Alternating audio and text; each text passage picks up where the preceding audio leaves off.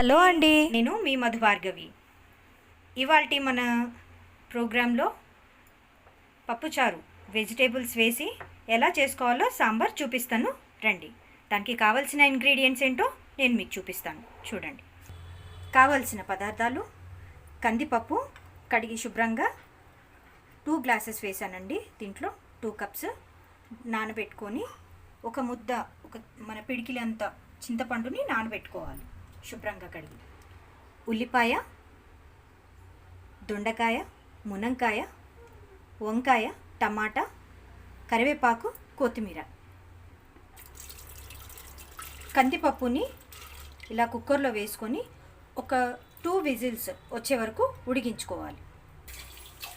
దీంట్లో నేను ఏం వేయలేదండి, ఓన్లీ వాటర్ వేసేసి బాయిల్కి పెట్టాను 2 విజిల్స్కి.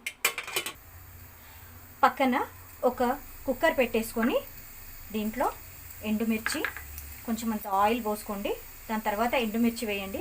తర్వాత జీలకర్ర, ఆవాలు, ఒక 4-5 మెంతులండి, మెంతులు వేయండి.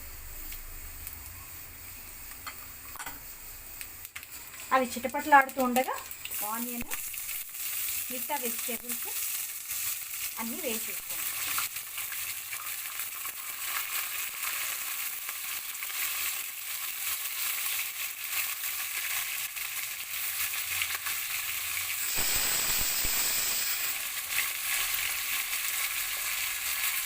ఎప్పుడు కూడా కరివేపాకు ఇలా కాడలతో ఉన్నది తీసుకోండి, రుచి దీనిలో నుండి ఉంటుంది కాబట్టి చాలా చాలా పక్కన ఈ కుక్కరు 2 విజిల్స్ అయ్యేంతలోపు పప్పు ఉడికిపోతుందండి. అంతలోపు మీరు పక్కన ఒక 1/2 స్పూన్ పసుపు, ఒక 1.5 స్పూను కారం, 2 స్పూన్ ఉప్పు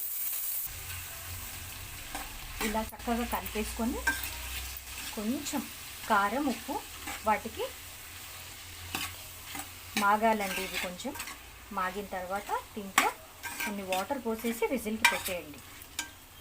2 విజిల్స్కి బాయిల్ అయిపోతాయండి ఇవి.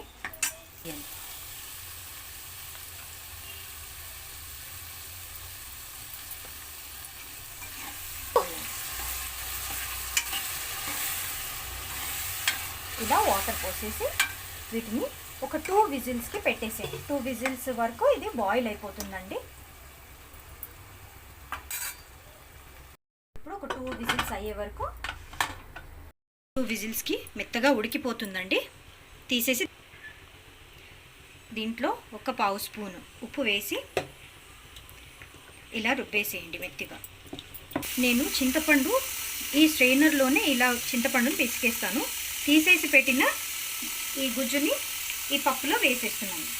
అలా చేయటం వల్ల ఏమవుతుందంటే ఇలా లాస్ట్కి మనకి డస్ట్ కూడా రాదండి. చూసారా ఎంత నీట్గా ఉంటుందో. దీనివల్ల మనకి కిడ్నీస్లో స్టోన్ అవి ఇవి కూడా ఫామ్ అవ్వవండి. ఈ గుజ్జు అనేది సపరేట్గా వచ్చేస్తుంది. దీంట్లో ఉన్న స్టోన్ అది ఇదంతా కూడా బయటకు వచ్చేస్తుంది. 2 విజిల్స్ అయ్యాయండి. చూడండి ఇలా తొందరగా ఉడికిపోతుంది కుక్కర్లో వేసుకోవడం వల్ల. దీంట్లో కాస్తంత ఇంగువ వేసుకోండి. ఇప్పుడు దీంట్లో పప్పు, చింతపండు పులుసు పోసి పెట్టుకున్నాం కదండి, ఇదంతా దీంట్లో పోసేసేయండి. ఇప్పుడు ఈ పప్పులో కరివేపాకు, కొత్తిమీరని వేసేయండి. ఇది మరిగిన తర్వాత తగినంత సాల్ట్ రుచికి చూసుకోండి. ఇప్పుడు పప్పుని మరిగించండి. ఒక 5 నుండి 7 నిమిషాల వరకు పప్పును మరగనివ్వండి. పప్పును చూడండి ఇలా మరుగుతూ ఉండాలండి. 5 to 7 మినిట్స్. చూసారండి ఎంతో రుచిగా, ఎంతో టేస్టీగా పప్పు చాలా టేస్టీగా అయిందండి. వేడి వేడి అన్నంలో ఇలా పప్పు చేసుకొని తింటే చాలా బాగుంటుందండి. ఖచ్చితంగా ట్రై చేసి చూడండి. Thank you for watching.